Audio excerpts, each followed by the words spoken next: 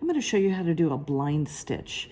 This is great for hems or tacking down facings, anything where you want your stitches to be invisible on the outside of your garment.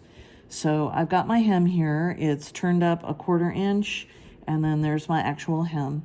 So I'm going to put my needle inside that little fold so that my needle is coming out of the fold of the hem.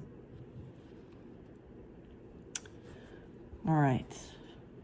Now the trick to making a beautiful hem on this is to go directly across from where your thread is coming out and to pick up 1 or 2 threads of your main garment. Now I'm going to go diagonally. I'm going to go across to the fold of the hem again and put my needle in, pull through, but not too tight.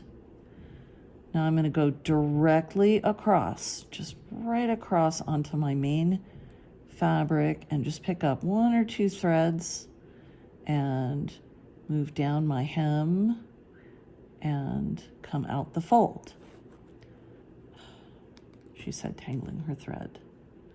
Let's clean that up. There we go. Hard to do this sideways in front of the camera. Again, going right where my thread comes out, picking up on the main part of the fabric, just a couple of threads, and then moving down my fold, pull through, again, not too tight.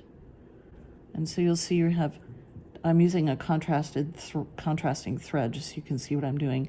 So you can see you have tiny little stitches there. I'm going to take one more before we turn over and look at the outside. This is the inside of your garment. Let's do one more there. Now let's look at the outside. And you can see that even with contrasting thread, the stitches are almost completely invisible. So this is how you tack something down like a hem or facing when you want it to look really nice and you don't want to see it on the outside. If I were using matching thread, you would never see those stitches.